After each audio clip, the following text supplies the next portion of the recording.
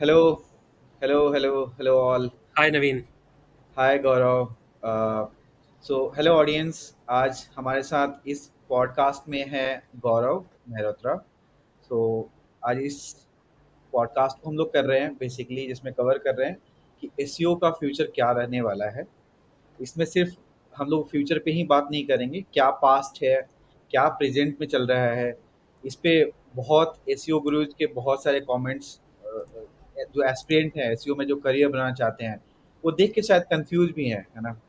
तो बहुत सारी चीज़ है, उस पर हम लोग कवर करेंगे। बिफोर डैट एक इंट्रोडक्शन मैं चाहता हूँ गौरव अपना खुद से दे दें, बिकॉज उनकी एक लॉन्ग जर्नी रही है। तो Gaurav, welcome to show, please introduce yourself. Thanks thanks Naveen. And show पे बुलाने के लिए थैंक्स वंस अगेन। तो मेरा करियर काफ़ी लंबा रहा है अभी तक एसईओ में, बट स्टार्ट जो है वो थोड़ी सी अलग थी, but I think it help me prepare for my future and career in SEO. So start मैंने अपने करियर का करा था ईवाई के एनालिटिक्स डिवीजन से। इंजीनियरिंग के जस्ट बाद जो मेरी फर्स्ट जॉब थी वो ईवाई में थी, अर्नस्ट एंड यंग उस टाइम पे नाम से जाना जाता या था। एंड 2 साल के एनालिटिक्स करियर से एक चीज़ बहुत ज़्यादा क्लियर हो गई। खाली डेटा का कुछ वैल्यू नहीं दिया जाता अगर आप उससे इंसाइट्स ना निकल पाओ तो। एंड किसी भी फ्यूचर एसईओ के लिए कोई भी अपना अगर करियर एसईओ में बनाने की सोच रहा है, तो आई थिंक ये एक सबसे बड़ी चीज़ है जो आपको समझ में आनी चाहिए। डेटा कोई भी किसी भी टूल से निकाल सकता है। That is not going to a challenge. आप एच रेफ उठा लो, आप एस सी एम उठा लो, आप स्ट्रीमिंग फ्रॉग उठा लो, सारे टूल्स आपको कुछ ना कुछ बहुत इंसाइटफुल डेटा प्रोवाइड कर देंगे। बट अगर आप उसका मीनिंग नहीं बना सकते और अगर आप उसको मीनिंगफुली किसी और को समझा नहीं सकते, तो एसईओ का कोई मतलब नहीं रहता। And I think that is what differentiates a good SEO from any generic SEO. तो राइट। उस पॉइंट ऑफ व्यू से मैंने अपना करियर 2 साल एनालिटिक्स में बताया। आई ट्राई टू लर्न कि यार एक डेटा को हम इंसाइट्स की तरह कैसे प्रेजेंट कर सकते हैं। फिर मैंने अपना एमबीए मार्केटिंग में करा नरसिम्हा मंजी से, NMIMS Mumbai, one of the best pre schools in the country. वहाँ पे थोड़ा बहुत मुझे एसईओ के बारे में पता चला। There were a few case competitions, उसमें से एक गूगल का भी था। वहाँ से गूगल के लोगों से बातचीत हुई। सो आई थिंक वहाँ से मेरी जर्नी स्टार्ट हुई। मैंने उसके बाद दोबारा से ईवाई ज्वाइन करा क्योंकि मेरे पास स्टैंडिंग ऑफर था कि यार जब आपका एमबीए खत्म हो आप दोबारा से वापस आगे ज्वाइन कर लेना। Oh great. And I join the analytics division again, but उस टाइम तक मेरे को एटलीस्ट कुछ महीने में समझ में आ गया कि नहीं यार, I have developed a love for marketing, I have developed a love for SEO. तो मेरे को वहाँ पे करियर परस्यू करना चाहिए। एनालिटिक्स, कोर एनालिटिक्स अब मेरे लिए उतना ज़्यादा मज़ेदार नहीं रह गया है। सो वहाँ से मैंने एक फर्म को ज्वाइन करा, global savings group, Munich based firm है। रॉकेट इंटरनेट वेंचर का पार्ट थी। शायद उसमें से कुछ लोगों ने नाम नहीं सुना होगा, बट आई थिंक जबोंग जो कि उनका कोर ओ कंपनी थी उसका नाम हर एक ने सुना हुआ है। So Jabong was a part of Rocket Google में। Internet venture. और वो सारे के सारे Jabong, Foodpanda, global savings group सब एक ही क्या कहते हैं ऑफिस से लोकेटेड थे गुड़गांव में। तो वहाँ पे उनकी पूरी एक यूनिफाइड टीम बैठती थी, and I was a part of it. जब मैंने अपना करियर स्टार्ट करा, आई थिंक 2016 में, जब मैंने पहले अपने दोस्तों को बताया कि यार मैं ऐसे करके जीएसजी है रॉकेट इंटरनेट वेंचर का पार्ट, और उसको ज्वाइन कर रहा हूँ मैं, म्यूनिक ऑफिस वहाँ से जाऊँगा, थोड़ा बहुत एसईओ के बारे में सीखूंगा। उस टाइम पे एक दोस्त था, आईआईटीएन था, उसका सबसे पहला कमेंट था यार एसईओ मत ज्वाइन कर, एसईओ तो खत्म होने वाला है, it is going to die in the next 1-2 years. अरे यार कोई बात नहीं, चलो थोड़ा सा रिस्क लेके देखते हैं, अभी अभी एमबीए खत्म हुआ है, कोई रिस्पॉन्सिबिलिटी नहीं है, लेट अस स्टार्ट, क्या क्या जाएगा अच्छा, जॉब दोबारा से चेंज कर लेंगे, कोई बड़ी दिक्कत नहीं है। एंड वहाँ पे जिस बंदे ने मेरे को सिखाना स्टार्ट करा है एसईओ, उसका नाम था मूरत यातागन। वो गूगल का ही प्रोडक्ट था, गूगल में उन्होंने कई साल काम करा था। And good good. I think उनके पहले दिन में पहले घंटे में उन्होंने बोल दिया था कि a lot of people are going to come to you and say look SEO is going to die down, उसके बारे में कभी भी सोचना मत, nobody is going to care. We people coming from Google know that it is never going to die down because we understand what a core product offering is. Google का ही खुद बंदा बोल रहे हैं तो। हाँ, उन्होंने गूगल में आई थिंक 10+ ईयर्स काम करा था। जब उन्होंने गूगल छोड़ा तब वो वहाँ पे वाइस प्रेसिडेंट थे, and he was one of the core people responsible for the algorithmic development. एक चीज़ जिसके बारे में एसईओस काफ़ी ज़्यादा बातचीत करते हैं वो है backlink. I think backlink penalty introduction जो टीम थी वो उस कोर टीम का पार्ट रह चुका था, राइट। सो उस पॉइंट ऑफ व्यू से ही वाज वन ऑफ दोज की people who was actually involved in terms of understanding कि वो एल्गोरिथम कैसे फंक्शन करती है एंड उसके अराउंड आपको कैसे अपनी एसईओ स्ट्रैटेजीज बिल्डअप करनी चाहिए, and obviously rest of the things as well, जैसे आपका टेक्निकल चैलेंजेस हो गए, आपका कंटेंट पार्ट हो गया, but he was very very clear on that part कि यार एसईओ खत्म तो नहीं होने वाला, it is going to evolve. और जो लोग क्या कहते हैं इस एवोल्यूशन के साथ अपने आप को चेंज नहीं कर पाएंगे, सिर्फ वही लोग होंगे जो ये बोलते चलेंगे कि SEO is going to die, SEO is going to die, because they won't understand कि एसईओ चेंज कैसे हो रहा है, right? So I think that is what my journey has been 2016 से लेके अभी तक की। बीच में मैंने 3.5 साल अपनी खुद की भी फर्म चलाई, उसमें कई हम लोग को क्लाइंट्स आए, we did a business of a good $1 million plus across that, we onboarded 100 plus clients, and her bar I think किसी ना किसी फॉर्म में हर हफ्ते या हर महीने ये कन्वर्सेशन एक बार किसी ना किसी के साथ होता ही था, यार ऐसे खत्म तो नहीं होने जा रहा, and the answer was always the same across those last years, answer is still going to be the same now for me as I sit down with you, as I sit down with anybody else. नहीं यार ऐसे खत्म नहीं होने वाला, it's just going to change and we just need to adapt to it. So and that is what an ACO does. You evolve over a period of time, आपकी strategies change होती जाती हैं, राइट। आपका काम करने का तरीका थोड़ा सा change होता जाता है। You are a part of digital marketing ecosystem ना, मीन्स आपको भी पता है जब आपने AdWords में काम करना चालू करा होगा तब से अब तक में कितना ज़्यादा चेंज आ चुका है, correct, correct right? Gaurav. So I think before recording हम लोग वही बात कर रहे थे कि कहीं ना कहीं जो भी डिजिटल मार्केटर है, राइट, उसको करियर के स्टार्ट में उसको एसईओ से जरूर एक्सपोजर उसका रहा होगा, उसने जरूर कुछ ना कुछ हैंड्स ऑन उसका रहा होगा। बट जो आपने इवोल्यूशन की बात करी है, राइट, जो आपकी जर्नी रही है अभी तक, उसमें क्विकली क्या हम लोग देख सकते हैं, क्या बहुत ही एक फ्रिक्वेंट टर्म यूज होता है कि गूगल के अपडेट्स आने वाले हैं या गूगल के अपडेट्स आए हैं, राइट? तो वो अपडेट्स कितना इम्पोर्टेंट है, ठीक है, किसी के लिए? अ, और क्या उसके अलावे भी कुछ ऐसे फैक्टर्स हैं क्या जो अभी भी कॉन्स्टेंटली अभी भी रिलेवेंट है, राइट? तो ये दो दो चीज बहुत इंपॉर्टेंट है अभी समझना, उसके बाद फिर हम लोग आगे इसको डिस्कशन को कैरी फॉरवर्ड करें। श्योर। तो जब मेरी स्टार्ट हो रही थी तो उसका सबसे बड़ा रीज़न ही ये था कि जो टीम उस वक्त उस ग्रुप का पार्ट थी, उनकी वेबसाइट को पेनल्टी लगी थी। They used to do a traffic of a good 4-5 lakh a day, और वो 4-5 लाख से गिर के आई थिंक 3-4 हज़ार पर डे पे आ गया था। So they lost more than 97% of their entire traffic in a given algorithmic penalty, and उसके बाद से वो रिकवर नहीं कर पाए। सो द मैनेजमेंट थॉट कि यार नए बंदों को लाते हैं, it will be better to teach them from scratch the best SEO practices, and उसके ऊपर उसको हम बिल्ड करना चालू करते हैं। So I think day one when I joined, जो कंपनी के सीएमओ थे, I had a conversation with him and he asked me point blank कि I was told in the interview that you know very little, next to nothing about SEO, and I told him कि yes, that is correct. मैंने SEO के बारे में थोड़ा बहुत पढ़ा है, but मेरी knowledge is very very rudimentary. I have never had hands-on experience. So he was like, good, that is exactly what I wanted. That somebody who at least understood it, but whom I can teach from scratch. Because then you will not make the mistakes of settling yourself कि यार मैंने 3 साल पहले तो ऐसा करा था, और अब जो है मैं क्या कहते हैं आगे इससे आगे कुछ और नया नहीं सीखूंगा। So at that point of time it was very very clear कि यार ठीक है, आपको कीवर्ड्स इस तरीके से मैप करने हैं, इतने परसेंटेज ऑफ कीवर्ड आपका कंटेंट में होना चाहिए। आप अगर मेटास को फ्रेम कर रहे हो अपने, तो मेटास के अंदर इतने कीवर्ड्स डालो, ये प्राइमरी कीवर्ड इतना होना चाहिए, सेकेंडरी इतना होना चाहिए, कॉम्पिटिटर कौन कौन से टैग्स यूज़ कर रहा है उनको आप देखो, उनको रेप्लिकेट करने की कोशिश करो, उनको इम्प्रूव करने की कोशिश करो, राइट? बैकलिंक अगर आप किसी के कॉम्पिटिटर ने 10 बनाए हुए हैं जो नंबर 1 पे रैंक कर रहा है, तो आप 15 बैकलिंक्स बनाओ and you will start to rank, right? But it has evolved in the last 8 years. जो क्वेश्चन तब होता था कि यार नंबर ऑफ बैकलिंक्स 15 है, आपको 20 बनाने हैं, वो अब हो गया है ठीक है 15 बैकलिंक्स हैं, उसमें से एक्चुअली इम्पैक्टफुल और रेलिवेंट बैकलिंक्स कितने हैं? अगर वो 15 में से 3 है, you just need to make 4। यही आपका कॉम्पिटिटर 2% अगर कीवर्ड डेंसिटी या 1% कीवर्ड डेंसिटी के साथ चल रहा है, इट डजेंट मैटर अगर वो कंटेंट रेलिवेंट नहीं है। You really need to focus on कि यार जो आपका यूज़र है, अगर आप एक पर्टिकुलर पेज बना रहे हो तो आप यूज़र की किस स्टेज या किस जर्नी को आप इम्पैक्ट करने की कोशिश कर रहे हो, और उसके हिसाब से आपने कीवर्ड्स चूज करे हैं ठीक या नहीं करे हैं। And there is actually a writer that I used to look at. Not exactly sure how many people have searched about him. एक कॉपीराइटर हुआ करते थे, born in 1927, so I am assuming कि उसके बारे में बहुत ज़्यादा लोगों को आइडिया नहीं होगा। यूजीन श्वार्ट्ज करके, he is known as one of the best copywriters of all time. और उनका एक सिंपल सा प्रिंसिपल था कि आपके एक यूज़र की जो जर्नी होती है वो 5 टोटल स्टेजेस में डिवाइडेड होती है।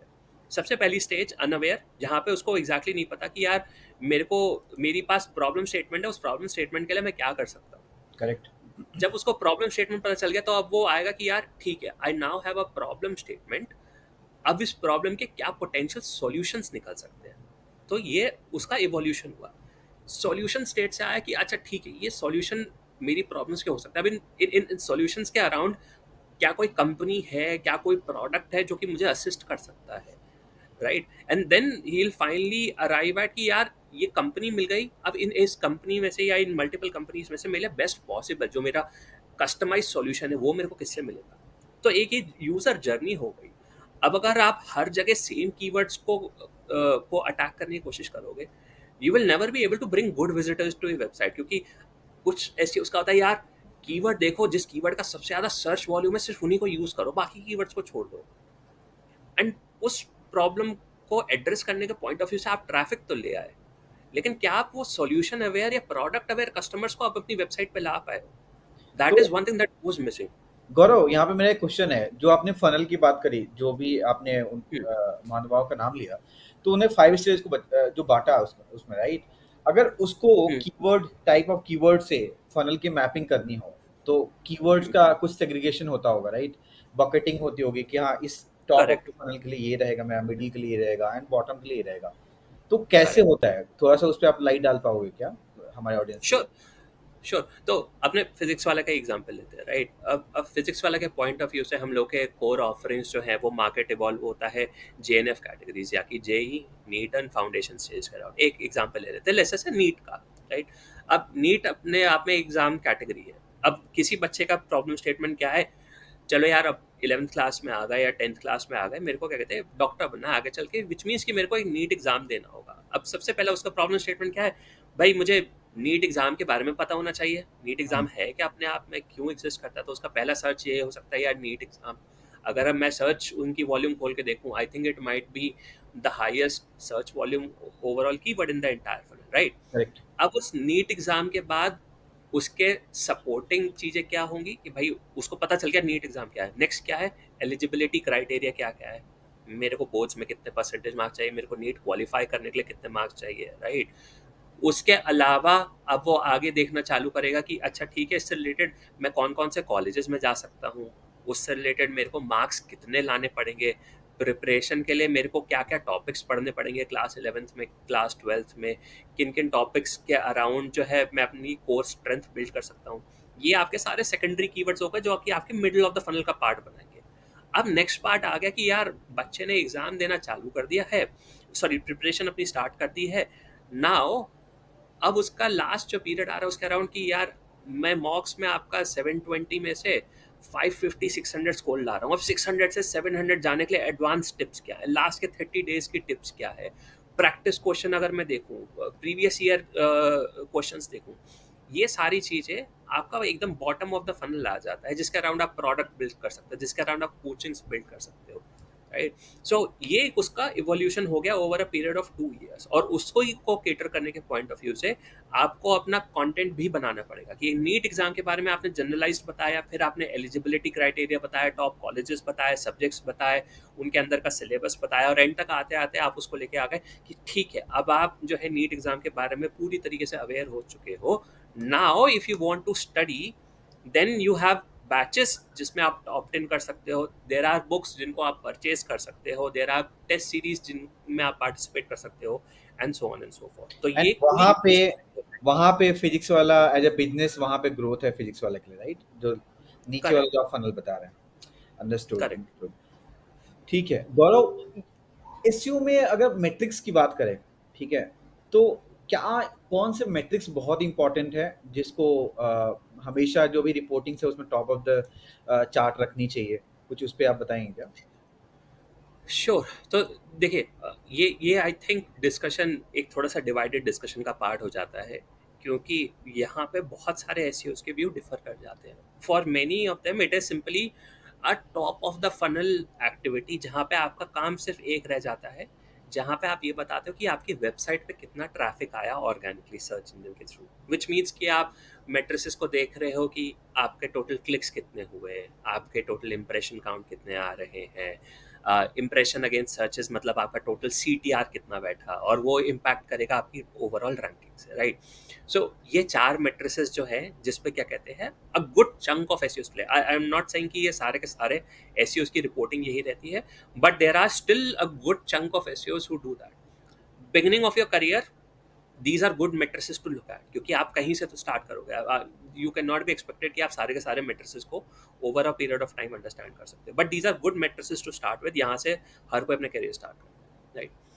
नेक्स्ट लेवल हाउएवर तक आते आते you need to be involve at कि यार इसकी वजह से मेरे पास टोटल रेवेन्यू कितना बन रहा है, because over a period of time आपको अपनी एक्टिविटीज की ROI प्रूव करनी पड़ती है, and as a good marketer you should be able to do that, and the same या principle follows for SEO as well.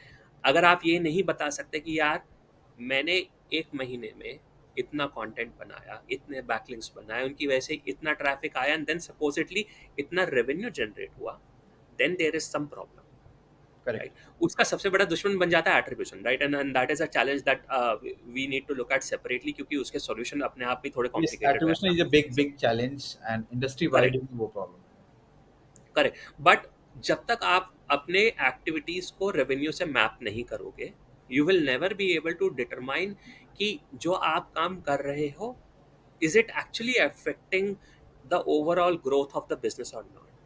आप कभी भी इन्वेस्टर के पास जाओगे, आप इन्वेस्टर को कभी ये नहीं बता सकते यार मेरी वेबसाइट पे इतने मिलियन ट्रैफिक आया, because the investor correct, doesn't care. Correct. And of the day investor तो सीधे सीधे बोलेगा ठीक है यार धंधा कितना बनाया, right? And if you cannot answer that question, then it doesn't make any sense. So the next evolution after your overall traffic really comes down to कि यार कितना आपका रेवेन्यू, अब रेवेन्यू किस चीज़ से इम्पैक्ट होगा? आप लीड्स जनरेट कर सकते हो अपनी टीम्स को पास अलॉन्ग करने के लिए, आप साइन अप्स ला सकते हो, राइट? आप रजिस्ट्रेशंस ला सकते हो किसी एक्टिविटी के, वेबिनार के, या किसी और फनल के थ्रू। आपने कोई इंगेजमेंट कैलकुलेटर बनाया, या आपने रैंक प्रेडिक्टर बनाया, वहाँ से जो लीड्स जनरेट हुई उससे कितनी एक्टिविटीज़ या रेवेन्यू निकला। All of these should ideally contribute to a sales funnel, जिसके थ्रू डिपेंडिंग आप जिस किसी भी इंडस्ट्री में हो, आपका एक ओवरऑल बकेट बन जाता है। अब हाँ, उसमें से कितना परसेंट एक्चुअली कन्वर्ट हो रहा है, that really speaks volume about कि यार आपके एसईओ की क्वालिटी कितनी अच्छी है। Over right. A period of time अगर वो 1 1.5 2% तक ला रहा है, that means it is decent. अगर वो तीन तो चार मैं परसेंट है, दैट्स करेक्ट। सॉरी गौरव, मैं यहाँ पे इंटरप्ट कर रहा हूँ। मैं इसको समराइज ऐसे अगर कर पाऊँ कि old age SEO versus new age SEO, उसमें दो बड़े जो चेंजेस हैं, एक गूगल के पर्सपेक्टिव से, एक बिजनेस के पर्सपेक्टिव से। सो गूगल पहले क्या होता था, बैकलिंक्स या जैसी जो स्ट्रेटजी थी, कहीं ना कहीं गूगल एल्गोरिदम्स को सेटिस्फाई अपीज करने के लिए होती थी, एंड वो चलता था उस टाइम में, जो कि अभी वो चलता हुआ नहीं दिख रहा, राइट? वो वहाँ पे बहुत चेंजेस आ चुके हैं एंड कहीं ना कहीं अब वहाँ पे यूजर एक्सपीरियंस जो है वो प्राइमरली वहाँ पे फैक्टर आ गया, राइट? जिसको गूगल अभी दिख रहा है। दूसरा जो बात आता है बिजनेस, बिजनेस स्टैंड पॉइंट, पहले बिजनेस खुश होता था कि मेरे पेज के ऊपर इतने ट्रैफिक आ गए, राइट? उसमें वो सेटिस्फाइड होता था। बट अभी जैसे आपने बताया इन्वेस्टर के पॉइंट ऑफ व्यू से, या कोई भी स्मॉल मीडियम बिजनेस से, लार्ज बिजनेस से, राइट? इवेंचुअली उनको चाहिए कि धंधा, भाई एसईओ से ट्रैफिक आया, ट्रैफिक से मेरा रेवेन्यू कितना जनरेट हुआ ये बताओ। तो मुझे लगता है ये दो बड़े चेंजेस हैं एसईओ, सर्च इंजन ऑप्टिमाइजेशन में, गूगल के पर्सपेक्टिव से एंड बिजनेस के पर्सपेक्टिव से। अब बात आगे आती है गौरव कि एक कोई कैंडिडेट है, उसके लिए एसईओ एज ए करियर अगर उसको बनाना है, तो उसको क्या क्या चीजें ध्यान में रखनी चाहिए, राइट? थ्योरेटिकल कितना नॉलेज उसको चाहिए, प्रैक्टिकल कितना नॉलेज चाहिए? आप इतने सारे इंटरव्यू लेते हो, राइट? आपने अपनी अपनी टीम बिल्ड करी है कई सारे कंपनीज में, आपके नीचे लोग इतने सारे काम करें, तो आप जनरली आपका ऑब्जर्वेशन क्या रहता है, कैसे लोगों को पिक करना चाहते हो? थोड़ा सा आप उस पर बताओ कि कैंडिडेट को तैयारी कैसे करनी चाहिए। देखिए, मैं दो चीज़ें बोलूँगा इस पॉइंट ऑफ व्यू से, राइट? जिस तरीके से मेरा खुद का भी सिलेक्शन हुआ था, आई थिंक जो एक चीज़ मैं भी एक कैंडिडेट में देखता हूँ सबसे पहले, वो ये है कि यार एक तो ये कि आप बेसिक नॉलेज तो आपको होनी ही होनी चाहिए, राइट? मतलब एज सच किसी को भी जनरली पिक नहीं कर सकते। एक एक बेसिक फाउंडेशनल लेवल तो आपको पता होना चाहिए कि एग्जैक्टली है क्या, आप किस इंडस्ट्री में घुस रहे हो उसके हिसाब से होना चाहिए। दूसरी चीज़ ये, क्योंकि गूगल इतनी जल्दी इवॉल्व हो रहा है लास्ट के 3 4 साल में, खास तौर से पहले जो एल्गोरिथमिक अपडेट्स साल में 3-4 होते थे, वो अब कभी-कभी बैक टू बैक चलते रहते हैं, राइट? लास्ट सितंबर से लेके अभी तक टोटल 7 अपडेट्स हो चुके हैं, जिसमें से वो 4 मेजर हैं, 3 माइनर हैं, व्हिच मीन्स हर दूसरे महीने कुछ ना कुछ नई चीज़ आ रही है जिसके बारे में आपको अवेयर होना चाहिए, राइट? एंड देयरफॉर एक चीज़ जो सबसे पहले देखी जाती है, वो देखा जाता है कि यार आप कितनी जल्दी अपने आप को नई चीज़ लर्न करने के पॉइंट ऑफ व्यू से ओपन माइंड एक रखना चाहते हो। वो आई थिंक सबसे बड़ी ज़रूरत है अभी के टाइम में, नीड करेक्ट। एडेप्टेबिलिटी। बहुत बहुत सारे candidates and including some senior candidates as well, जिनका मैंने आई थिंक लास्ट के 1.5-2 महीने में भी इंटरव्यू लिया है। उनको जब मैं पूछता हूँ कि ठीक है यार, आप बैकलिंक अगर आप बना रहे हो किसी वेबसाइट के लिए, आपका अप्रोच क्या रहेगा? हुँ, आके सबसे पहले हर एक का जवाब होता है यार, हम तो डोमेन अथॉरिटी देखेंगे वेबसाइट की। एंड नेक्स्ट क्वेश्चन मेरा हमेशा वही रहता है कि is domain authority a metric that Google actually estimates at all, और is it a Google metric at all? Answer is no. वो एक थर्ड पार्टी मेट्रिक है जिसे मॉज ने बनाया है, right? It is there to gauge कि यार एक वेबसाइट परहैप्स अथॉरिटेटिव है या नहीं, but it can be gamed, right?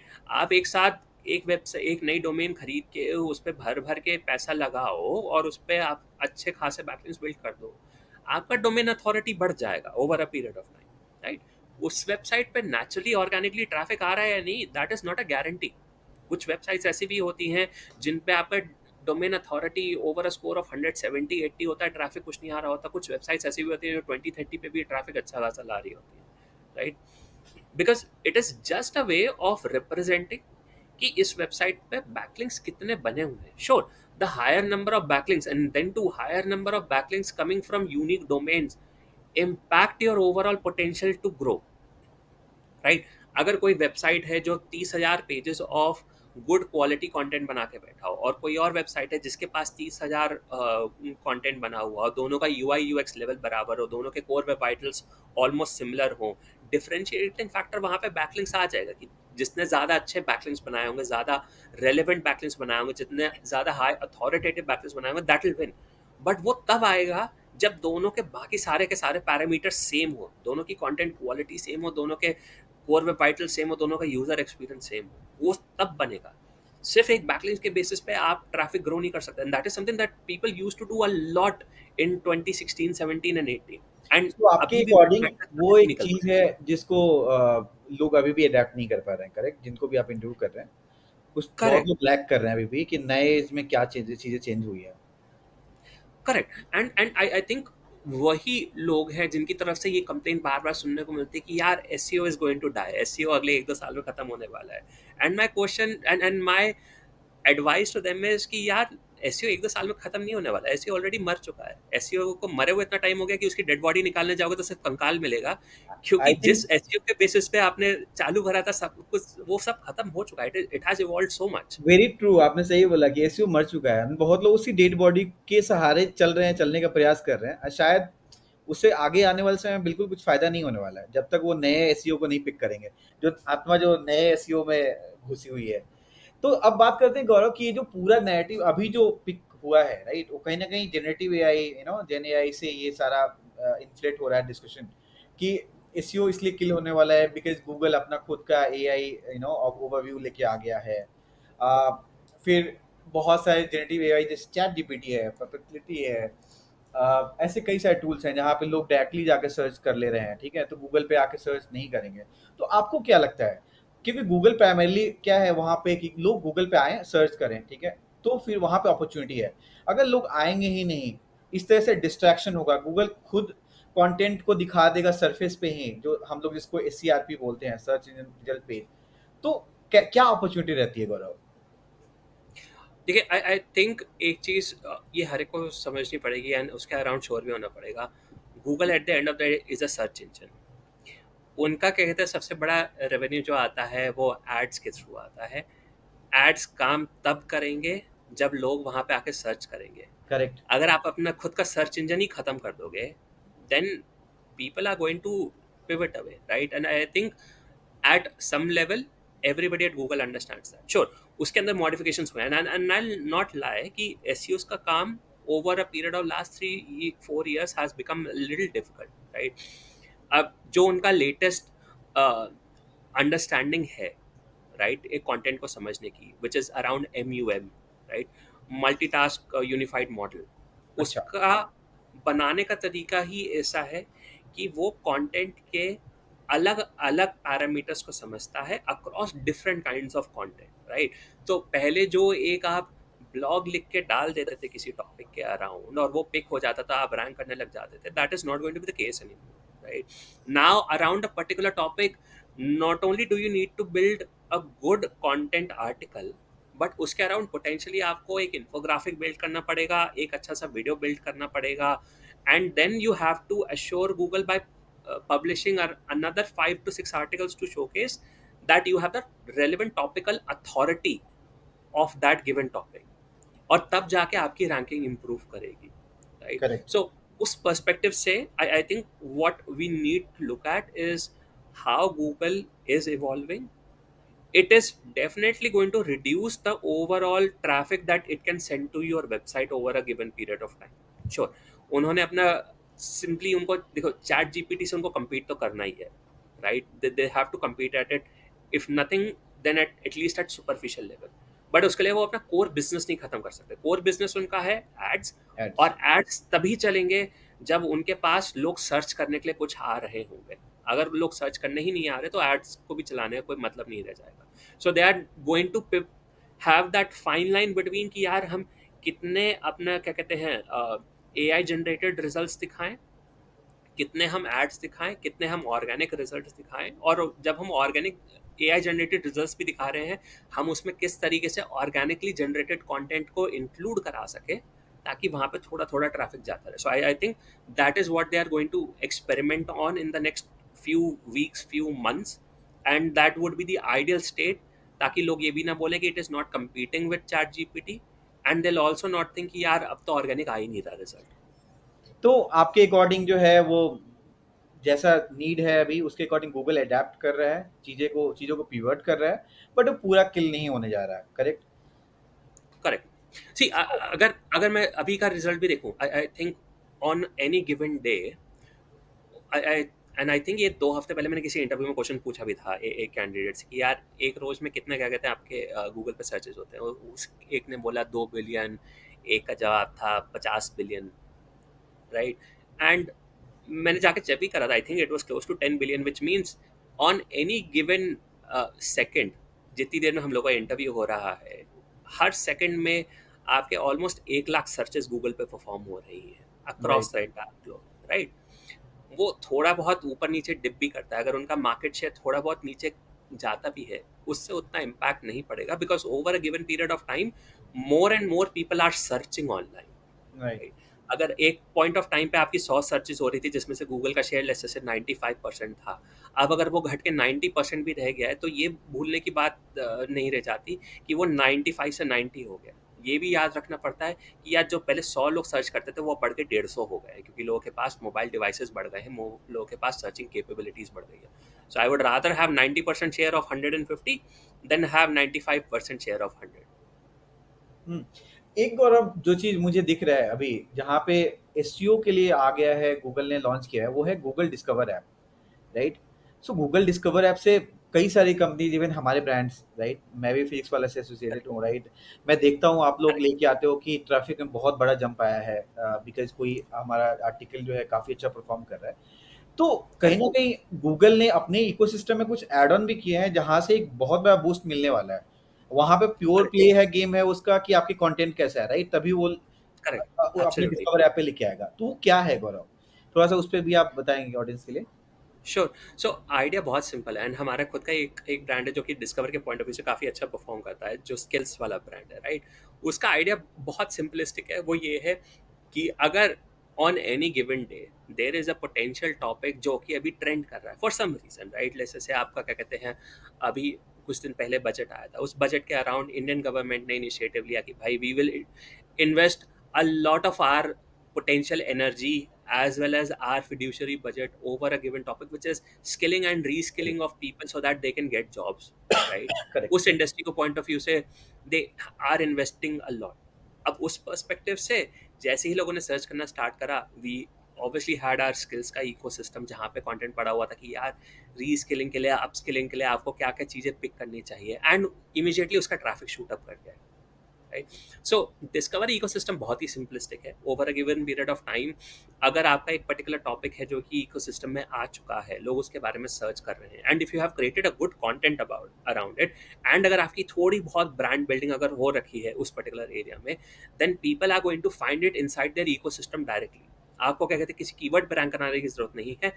People will immediately find out your link directly in their own native ecosystem, and वहाँ से वो लोग आपके पास आ जाएंगे। So you might not even be ranking in the top results, आप top 3 में या top 5 में आपको आने की जरूरत नहीं है, आप potentially वहाँ पे automatically आ सकते हैं, क्या and that at least gets you a lot of relevant traffic as well, not just any kind of traffic but a lot of relevant traffic, क्योंकि ये लोग इसी टॉपिक को सर्च कर रहे होते हैं। इंटेंट बेस्ड है, वो सारा सरफेस कर रहा है वहाँ पे। एग्जैक्टली, हाँ, एब्सोल्युटली। मेरा उस पे क्वेश्चन है, फॉलोअप क्वेश्चन ये है कि क्या वहाँ पे कोई नया भी वेबसाइट के लिए पॉसिबिलिटी है कि वो रैंक करे गूगल डिस्कवर में?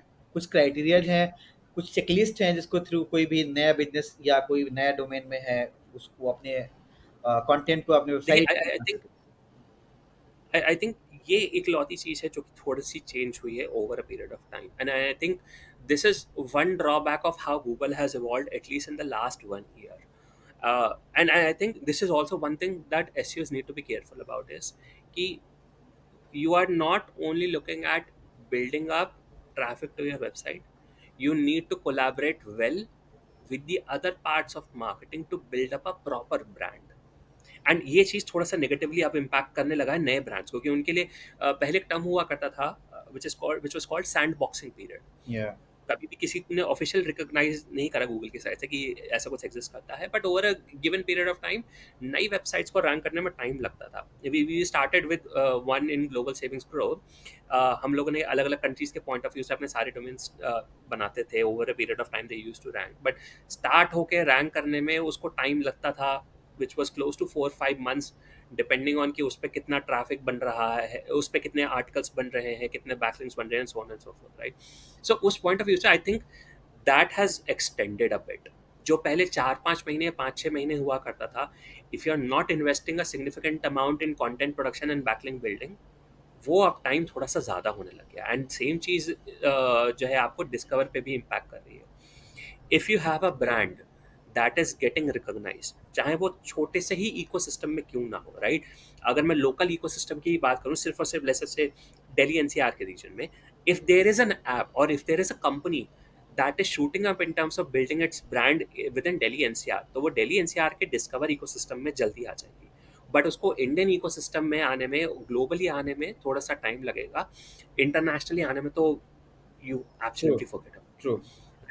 एंड सेम चीज़ जो है आपके लिए टॉप डाउन अप्रोच के पॉइंट ऑफ व्यू से भी ध्यान रखने की ज़रूरत है, that if you want to build up your overall traffic, you need to keep two things in mind कि वो ट्रैफिक आपके 2 पैरामीटर्स पे डिवाइडेड होगा, ब्रांडेड और non branded.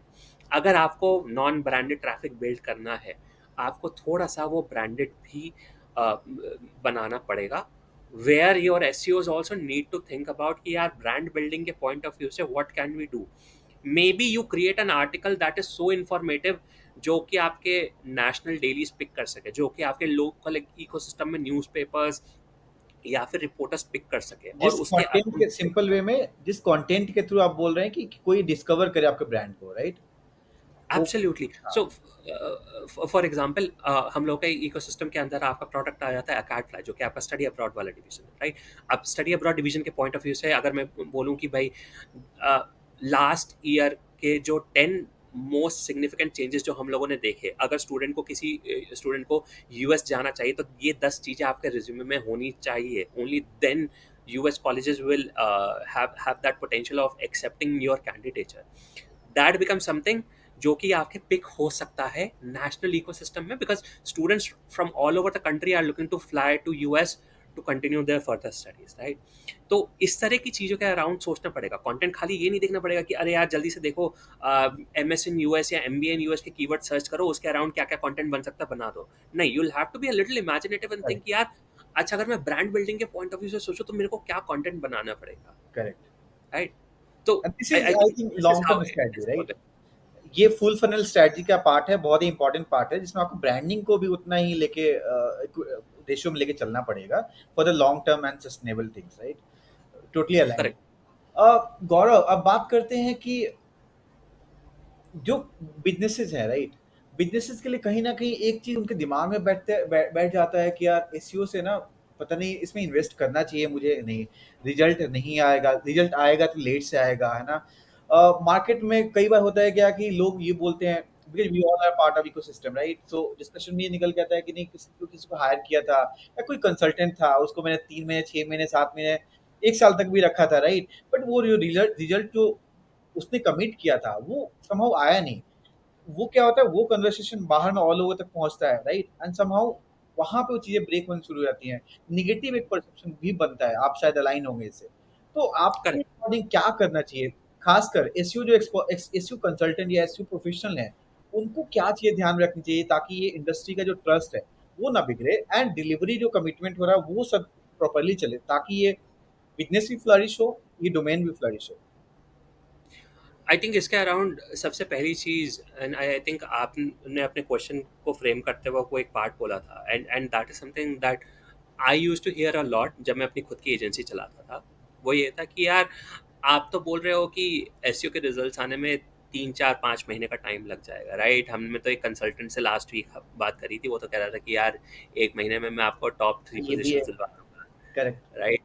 And it becomes a challenge to compete against them, क्योंकि आप उनको कैसे बोलो कि नहीं यार देखो, रिजल्ट तो 3 4 5 महीने में ही आएगा, उससे पहले अगर आपको कोई बता रहा है तो वो बंदा आपके पैसे लेके भागने को तैयार बैठा है। सो उस पर्सपेक्टिव से I think the biggest challenge is trying to tell them कि यार एसईओ आपके लिए अभी इम्पोर्टेंट है भी या नहीं है। देर वर सम क्लाइंट्स जिनको हम साफ साफ बोलते थे कि देखो यार, अभी आपका बिजनेस स्टार्ट हुआ है, राइट? आपका मार्केटिंग बजट एक्स अमाउंट है, अगर आप उसमें से एसईओ की तरफ एक्स 50% दे रहे हो या 30% दे रहे हो, 40% दे रहे हो, आपके पास स्पेंड करने को 50 60% बचा। आई डोंट थिंक कि उसमें आप इतने सस्टेनेबल रिजल्ट्स ड्राइव कर पाओगे कि आपका बिजनेस स्केल अप हो पाएगा। तो I think at this point of time आपको एसईओ में इन्वेस्ट करने की ज़रूरत नहीं है। हाँ, जहाँ पे आपका बिजनेस थोड़ा सा सस्टेनेबल बन चुका है, जहाँ पे आपको पता है कि यार, अगर मैं अपना मंथली बजट में से 20% 25% निकाल के इधर दे भी दूँ, राइट, और वहाँ से मेरे को हाथ के हाथ रिजल्ट नहीं भी मिले, आई एम ओके, क्योंकि मुझे पता है कि मेरा बिजनेस इतना सेट हो चुका है कि मेरे पास लोगों की सैलरी देने के लिए 2 साल तक का अमाउंट पड़ा हुआ है। So I am not going to be worried at all, right? Correct. And at that point of time when you are convince कि यार, मैं 6 महीने 12 महीने में कहीं जा नहीं रहा, अगर मैं अपने मार्केटिंग बजट में से एक्स अमाउंट एसईओ में इन्वेस्ट करने लग जाऊँ, that is when you should really start to invest in SEO. अगर आप डे वन से इन्वेस्ट कर रहे हो, तब आपकी बैंडविथ और आपका क्या कहते हैं बजट, दोनों की दोनों चीज़ें एसईओ में जा रही हैं, right? It is not something that is free, right? Many people think it is, but it is not. आपको क्या कहते हैं, इंजीनियरिंग बैंडविड्थ में स्पेंड करना पड़ेगा, क्योंकि आपको यूआई यूएक्स के फैक्टर्स का ध्यान रखना है, करेक्ट। आपको कंटेंट राइटर्स का ध्यान रखना पड़ेगा, एंड नॉट जस्ट दोस्त जो कि एआई के प्रॉम्प्ट इंजीनियर्स हैं। आपको उनके अराउंड वो लोग चाहिए जो कि स्पेसिफिकली इंडस्ट्री की थोड़ी नॉलेज रखते हो, ताकि वो अपने क्रिएटिव इनपुट्स डाल सके, अपने आप लोगों को ऐसा कंटेंट बना के दे सके who actually want to read it, ना कि सिर्फ सिंपल ये कि create an article about NEET eligibility criteria, right? आपको बैकलिंक बिल्डिंग के पॉइंट ऑफ व्यू से अपनी बैंडविड्थ बनानी पड़ेगी, क्योंकि आपको रिपोर्टर से इंटरैक्ट करना पड़ेगा, आपको जर्नलिस्ट से इंटरैक्ट करना पड़ेगा, आपको स्टोरी पिच करनी पड़ेगी, आपको डिज़ाइन के साथ टाइम इन्वेस्ट करना पड़ेगा। सो it takes a lot of time, it takes a lot of bandwidth, and it takes a decent amount of your overall marketing spends, ताकि आप एसईओ के अराउंड बिल्ड कर सको। So it is hmm. Definitely a long term तो आप game. ये essentially ये बोलना चाहते हो कि स्टार्टिंग में आप एसईओ में आपके पास बैकअप नहीं है, डीप पॉकेट नहीं हो, तो डे वन से मत जाओ। आप थोड़ा सा बाकी चैनल्स है जहाँ से आप रेवेन्यू निकाल सको, वो ड्राइव करो। फिर आप उसके बाद पैरेलली इसको पिक कर लो after certain time, after generating some revenue, right? Correct. अगर आपकी जैसे से आपकी फिजिक्स वाले से थोड़ा सा अलग सा एग्जांपल लेते हैं, जैसे से आप किसी बी टू बी इंडस्ट्री का पार्ट हो, राइट? आई वुड से कि at that stage it is better कि आप रेफरल्स के थ्रू, कंसल्टिंग के थ्रू, या फिर अपने नेटवर्क के थ्रू 3 4 क्लाइंट्स लाओ, ताकि आपके पास 4 6 महीने 12 महीने का कॉन्ट्रैक्ट हाथ में आ जाए। आपको पता चल जाए कि यार मेरा MRR या ARR इतना बैठ चुका है, विच मीन्स मेरे पास पॉकेट में इतना पैसा आने ही वाला है। Now I need to start investing in brand building. Now I need to start investing in digital marketing. Now I need to start investing in मेरा SEO. राइट। मेरा गौरव, सॉरी टू कट यू, मेरा एक दो experience ऐसे रहे हैं, because B2B में मेरा अच्छा खासा एक्सपीरियंस है। हम्म। डिजिटल साइनेज मैन्युफैक्चरर थे, वो सॉफ्टवेयर भी बनाते थे, हार्डवेयर भी बनाते थे, राइट, जो डिजिटल स्टैंडर्ड्स वगैरह होते हैं। अ, अच्छा खासा बजट, कॉर्पोरेट्स मेनली उनके क्लाइंट थे, राइट। लेट्स एज्यूम कि अगर एक क्लाइंट आ गया हुंडई, राइट। अब हुंडई का बिलिंग हो रहा है, 1 साल चलेगा तो इजीली वो 50 CR 60 CR का धंधा देता था। उसके इतने सारे शोरूम्स है, राइट। उसको कभी स्टैंडर्ड चाहिए, करेक्ट। कभी एक्सपीरियंस सेंटर में उसको कियोस्क लगाने हैं। तो वहाँ पे स्ट्रैटेजी क्या फॉलो किया था, जीरो से kind of zero zero to one वाले स्टेज में थे वो। हमने परफॉर्मेंस मार्केटिंग किया था। तो हम्म। स्टार्ट हमने वैसे ही किया था, जहाँ पे हम लोग बिल्कुल जो इंटेंट मुझे चाहिए, जहाँ पे ट्रांजेक्शनल इंटेंट है, जिनको वैसे मैन्युफैक्चरर चाहिए, राइट, उस पे हम लोग बिड कर रहे थे। And we won several clients, not only in private but also government and all. मुझे लगता है कि एक दो हमने फेच किया पहले, उसके बाद फिर हमने 3 में 4 महीने बाद एसईओ करना शुरू किया था। तब तक हमारे अपने ब्रांड कीवर्ड्स पे भी कुछ मिलने शुरू हो गए थे। तो वो स्ट्रेटजी हमने फॉलो की थी, जैसे आपने बताया रेफरल। फिर रेफरल उस सेंस में कैसे काम करता था कि few of clients got satisfied, then they started referring, कि भाई ये काम कर रहा है, ये अच्छा नए बंदे हैं, इन लोगों से काम करा सकते हो। So you you are very true कि ये स्ट्रेटजी पे ध्यान देना चाहिए, खासकर बिजनेसेस जो अभी स्टार्ट हो रहे हैं बहुत ही नेसेंट स्टेज में, and they will get benefited, right. Gaurav, मैं फिर से आ रहा हूँ अपने जो कोर टीजी जिसके लिए हम लोग बात कर रहे थे, एसईओ में करियर जो बनाना चाहते हैं, राइट। क्या मैं रिक्वेस्ट कर सकता हूँ कि आपके पास बहुत सारे टूल्स आपने एक्सपीरियंस किए होंगे, राइट। कौन कौन से टूल्स हैं जिनको हैंडी होता ही एक एसईओ प्रोफेशनल को रखना ही चाहिए। अगर अभी आपके पास नहीं हो तो वो एक लिस्ट आप दे सकते हो, मैं कमेंट में पिन कर दूंगा, they can go through that doc. कुछ आपके इंटरव्यूज, आपके एक्सपीरियंसेस से, राइट, कौन से क्वेश्चंस होते हैं, खासकर न्यू एज में क्या रिलेवेंट क्वेश्चंस हैं। बहुत सारे मिल जाएंगे अभी गूगल पे, राइट, चैट जीपीटी से मांगोगे तो। बट एक्चुअली में क्या प्रैक्टिकल क्वेश्चंस होने चाहिए। तो ये दो चीज अगर दे सको ना, तो आई थिंक ये हम लोग एक वैल्यू एडिशन कर पाएंगे, है ना। श्योर। या आई थिंक टूल्स के पॉइंट ऑफ व्यू से आप तीन मोटे मोटे टूल्स पकड़ सकते हो, एंड उससे आपका almost 80 to 90% of the cases में सारा काम हो जाता है। वो तीन टूल्स हैं आपका: SEM rush, AHREF, screaming fog, right. अगर इसके अंदर आपको एक और जोड़ना हो, आप चौथा जोड़ लो, हॉटजार। ये ओ तीन या चार tool I think 80 to 90% of cases में आपका पूरा एसईओ स्टैक संभाल लेते हैं अच्छे से। अगर आपके पास ये सारी चीज़ें हैं तो आप इससे अपना खुद की कंपनी के सारे मेट्रिसेस चेक कर सकते हो, आप अपना टेक्निकल ऑडिट कर सकते हो, आप कॉम्पिटिटिव एनालिसिस कर सकते हो कि उनका ओवरऑल ग्रोथ क्या चाह रहा है, उनके टॉप पेजेस क्या हैं, वो किन कीवर्ड्स पे रैंक कर रहे हैं, उनके अराउंड मेरा और उनके बीच में कीवर्ड गैप एनालिसिस क्या है, उसको ध्यान में रखते हुए मुझे क्या कंटेंट बिल्ड करना चाहिए, उनके टॉप बैकलिंक्स कौन से हैं, उसमें से हमें कौन से बिल्ड करने चाहिए, राइट। स्क्रीमिंग फ्रॉग से आपको पता चल जाए कि यार मेरी अगर मैं लॉग फाइल एनालिसिस अपनी करने बैठूँ तो उस पॉइंट ऑफ व्यू से मेरे पास क्या गैप्स आ रहे हैं, मेरे मेटास ठीक हैं या नहीं हैं, मेरे पेजेस में कहीं 404 या 301 एरर्स तो नहीं आ रहे हैं। So I think around these tools you can build up a good enough stack जिससे आपका काम चल जाएगा। You should ideally add, given how discover is moving forward and given कि आपको ज़्यादा ट्रैफिक लाने के पॉइंट ऑफ व्यू से वो चीज़ पता होनी चाहिए विच इज़ गूगल ट्रेंड्स, कि आपको हमेशा पता चलना चाहिए कि ट्रेंड्स में आपके कौन कौन से टॉपिक आ रहे हैं, राइट।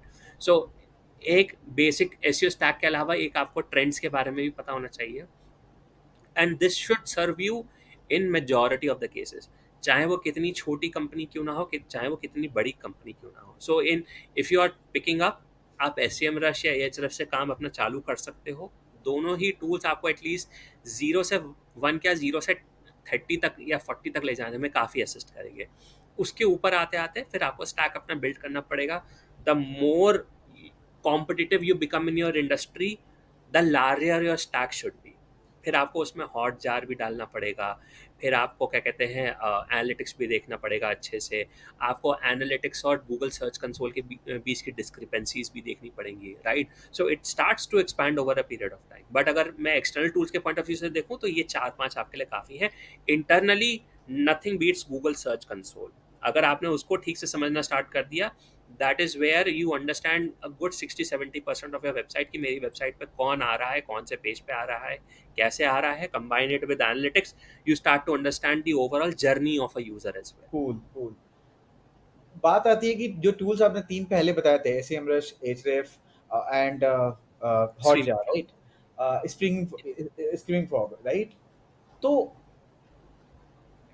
पैसा कितना लगेगा? खर्चा, अगर क्या बिना खर्चा किए भी कोई इन टूल से इनसाइट्स निकाल सकता है? अगर निकाल सकता है, कितना परसेंट एक्यूरेसी रहेगी उसमें?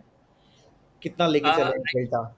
देखिए, थोड़ा बहुत खर्चा आता है, राइट? एसईओ के कोई भी एज सच फ्री टूल्स नहीं हैं जो कि आपको बहुत ज़्यादा इंफॉर्मेशन दे दे। एक है, I think he is one of the most renowned digital marketers in the world, जिन्होंने अपने एसईओ से करियर स्टार्ट करा था, Neil Patel, based Neil out of Patel, US. Yeah we all नाम नो। इंडियन है बट भाई अमेरिकन है। Even won an award from Barack Obama. Yeah and I think उनके क्या कहते हैं, हॉट जार या फिर क्रेजी एक, दो में से एक प्रोडक्ट उनका खुद क्रेजी का एग, है। Crazy egg. Crazy, correct correct, मैं क्रेजी उनका है। बहुत बड़ा फॉलोअर रहा हूँ। जब मैं एसईओ बहुत डिटेल पढ़ता था, डिजिटल मार्केटिंग में बहुत सारा कंटेंट है। राइट। सो क्रेजी एक उनका खुद का प्रोडक्ट भी है, राइट? उन्होंने एसईओ से ही अपना सारा का सारा काम चालू करेक्ट, करा था back in like correct. 2010 when it was at the nation stage, कि यार आप या ब्लॉग में कुछ भी बनाकर डाल दो, रैंक कर जाएगा, you just need to know कि यार कीवर्ड्स क्या होने चाहिए, राइट? तो आई उनका खुद का एक टूल है which is very very low cost, and that is where you can start with. At least उससे बेसिक्स आपको पता चलने लग जाएंगे अपनी वेबसाइट के। But in order to have a competitive edge, I think इन टूल से आपको चालू करना चाहिए।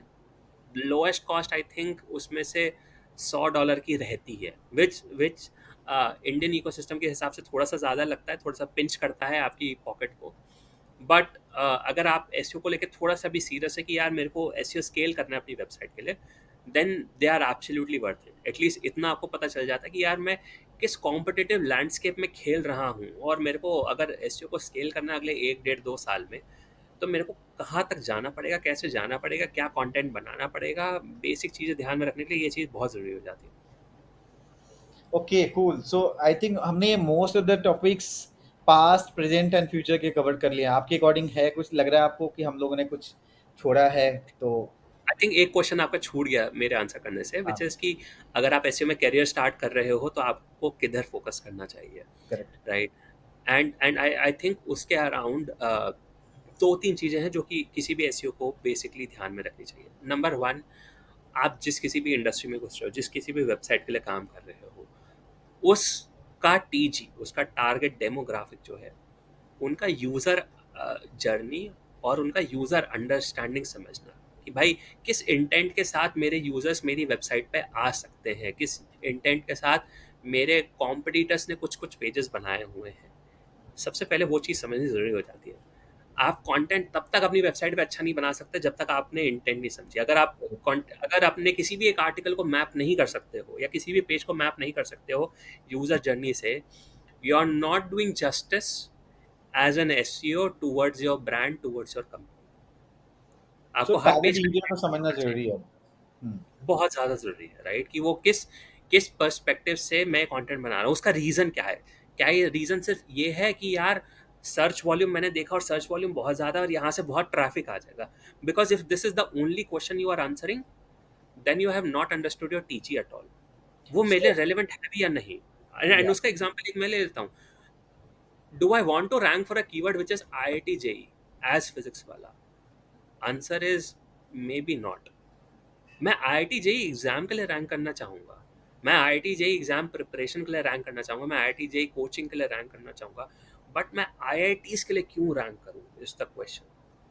I can talk about top IIT institutions you can get into as a potential dream of my TG, but सिर्फ IIT के लिए rank करना मेरे लिए कोई इम्पोर्टेंस नहीं रखता है, because and of the day वहाँ से ट्रैफिक जो आएगा, मे बी वो किसी भी जर्नी का मेरी पार्ट ना हो, क्योंकि वो आईआईटी के बारे में जानना चाह रहा है। Why? The question is why. So at any given point of time, understanding user intent is good. Then second part, understanding कि यार यूज़र एक्सपीरियंस के क्या क्या पेन पॉइंट्स हो सकते हैं। अगर आपका यूज़र बाउंस कर रहा है, अगर एनालिटिक्स में अगर आप GA4 खोल के देखो, में आपका यूज़र बाउंस कर रहा है या नहीं। अगर आपने कुछ 3 या 4 रिलेटेड पेजेस बनाए हैं, क्या वो यूजर्स एक पेज से बाउंस कर जा रहे हैं या उन रिलेटेड पेजेस पे जा रहे हैं या नहीं जा रहे हैं। नंबर टू, आपका ओवरऑल इंगेजमेंट रेट क्या है। अगर आपने पेज के अंदर एक डाउनलोडेबल पीडीएफ डाला है या अगर अगर आपने कोई इंटरैक्टिव पॉइंट डाला, उससे कोई इंटरैक्ट कर भी रहा है या नहीं, if not then it is serving no purpose, वो सिर्फ आपका पेज का लोड टाइम बढ़ा रहा है। And last but not the least, user engagement point of view से आपके कोर वेब वाइटल्स, राइट, या पेज लोड टाइम, अंडरस्टैंडिंग कि यार एक पेज पे आके आप खुद अपने आपको उस फ्रेम ऑफ माइंड में रख के सोचो कि अगर मैंने गलती से ये पेज खोल लिया और ये पेज खोलने में 5 सेकंड 7 सेकंड लग रहे हैं, क्या मैं इस पेज पे रुकना चाहूंगा भी या नहीं।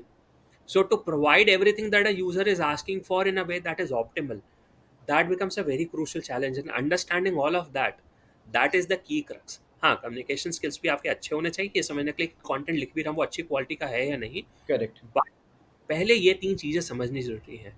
And as long as you understand that, आप किसी भी इंडस्ट्री में जाके अपने आप को एस्टैब्लिश कर सकते हैं एज एन एसईओ, क्योंकि एसईओ के कोर टेनेट्स ये बन गए हैं, ना कि ये कि यार कीवर्ड का सर्च वॉल्यूम क्या है, ना कि ये कि बैकलिंक का डीए क्या है, ना कि ये कि यार मैं इतने मैक्सिमम आपके क्या कहते हैं कंटेंट बना दूं उससे मैं रैंक कर जाऊंगा।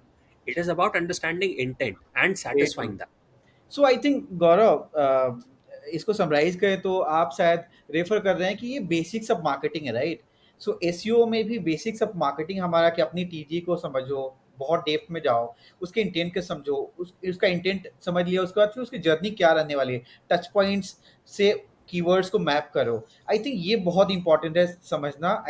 ये समझोगे तभी आप स्ट्रैटेजी बिल्ड कर पाओगे, अपने आप को as a good SEO professional, है ना, आप अपने आप को स्टेब्लिश कर पाओगे।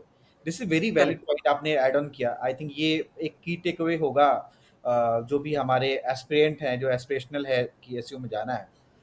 Very very very very true. Last में कोई आप कोई गुरु मंत्र देना चाहेंगे, टेक टेक अवे आप इसको बोल सकते हैं, जिसको दे के हम लोग इसको कंक्लूड कर सकें भाई आज के। एसईओ के पॉइंट ऑफ व्यू से गुरु मंत्र सिर्फ इकलौता है, वो ये है कि आप कभी भी फ्रस्ट्रेट होके हाथ नहीं छोड़ सकते। It is an industry which will always disappoint you. आप कोई भी ऐसी वेबसाइट पकड़ लो जो कि एसईओ के पॉइंट ऑफ व्यू से अच्छा रैंक करती हो, उसकी लाइफ में अप्स एंड डाउन ट्रैफिक के पॉइंट ऑफ व्यू से आएंगे ही आएंगे। कोई ना कोई चीज़ जो आपने पहले ध्यान में नहीं रखी होगी, गूगल अब उसको ध्यान में रखते हुए अपनी एल्गोरिथम में लाएगा और उसकी वजह से आपका ट्रैफिक डाउन जाएगा। It is all about trying to understand कि वो क्या एडिशन था, आप कहाँ पे गड़बड़ी कर रहे थे, and how quickly can you turn it around is what defines an SEO, right.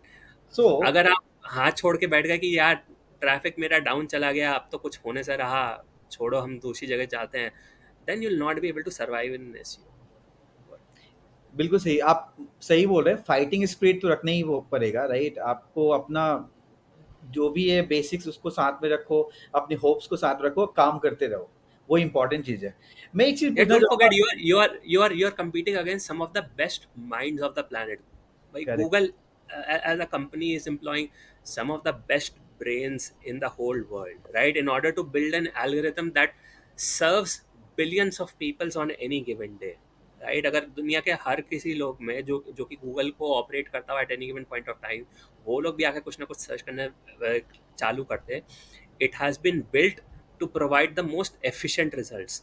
तो आप हमेशा उन टॉप माइंड्स के अगेंस्ट compete कर रहे हो। So you just have to think यार वो लोग क्या चीज़ सोच रहे होंगे एल्गोरिथम के पॉइंट ऑफ व्यू से, जो मेरे को सोच के अपनी वेबसाइट में इम्प्लीमेंट करनी चाहिए। And once you start to think like that, that is when you start to over a period of time move the graph in the right direction।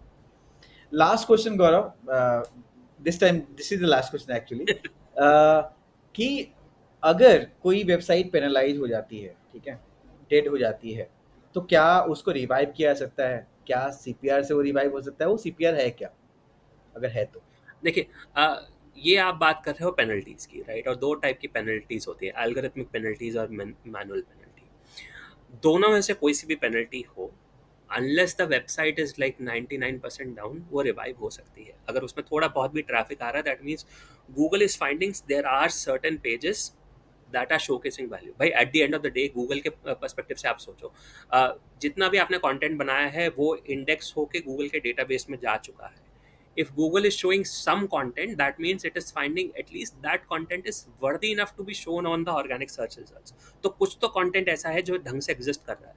अगर वो 99% खत्म है, देन आप हाथ छोड़ सकते हो कि यार दोबारा बनाना ही बेटर होगा. बट अगर वहाँ पे थोड़ा बहुत ट्रैफिक आ रहा है, इट कैन बी रिवाइव. हाँ, ये डिपेंड करता है कि वो कितना डिप हुआ है. 15-20%, 30%, 35%, 40%, even 50%, that is absolutely revivable. और आपको बिल्कुल उम्मीद नहीं छोड़नी चाहिए, because you just need to go back and analyse कि यार कौन से ऐसे पेजेस थे जो एक्चुअली में डाउन हुए हैं. And there are a lot of instances जहाँ पे आंसर बहुत ही सिंपल होता है. एक हम लोग का क्लाइंट था, जब हम लोगों ने पिकअप करा था, ये कोविड टाइम की बात है, हॉस्पिटल था यार. एंड हॉस्पिटल कोविड के टाइम पे उनका ट्रैफिक बूम जा रहा था. कोई से भी हॉस्पिटल उठा के देख लो, लोग सर्च कर ही रहे थे. उनका कंटेंट जो बन रहा था, उनके जो पेजेस थे वो रैंक कर ही रहे थे. एक हॉस्पिटल हम लोगों ने क्लाइंट पिक करा, उनका ट्रैफिक ऑलमोस्ट 55-60% खत्म हो गया था, राइट. एंड उनका क्वेश्चन था, यार इस टाइम पे जब हमारे सारे कॉम्पिटिटर्स ऊपर जा रहे हैं, हम नीचे जा रहे हैं, what's the reason for that, right. And answer was very simple. उस टाइम पे जो उनकी कंटेंट टीम थी, वो कंटेंट जो पहले से बनाती आ रही थी, 50% से ज़्यादा जंक कंटेंट था, राइट, जिसका उनके हॉस्पिटल छोड़ो, उनकी इंडस्ट्री से कुछ लेना देना नहीं था. उसमें आर्टिकल्स पड़े हुए थे यार आपके बॉलीवुड के कपल्स के, उस टाइम पे स्पोर्ट्स के आर्टिकल पड़े हुए थे. ये उनको जब बिठा के दिखाया कि यार आपने ये सारे क्यों एक्सेप्ट करे थे, तो उन्होंने कहा कि यार ये तो हम कभी देखते नहीं थे, हम तो खाली बस ये देखते थे कि ट्रैफिक कितना आ रहा है वेबसाइट पे, इंटरेस्टिंग. राइट. एंड ये आई थिंक समझना बहुत ज़्यादा ज़रूरी हो जाता है कि यार हेडलाइन में खाली ट्रैफिक एज अ केपीआई आपको नहीं देखना चाहिए. आपकी रेलिवेंसी क्या है, आपकी टॉपिकल अथॉरिटी के अराउंड, वो बहुत ज़्यादा ज़रूरी हो जाता है.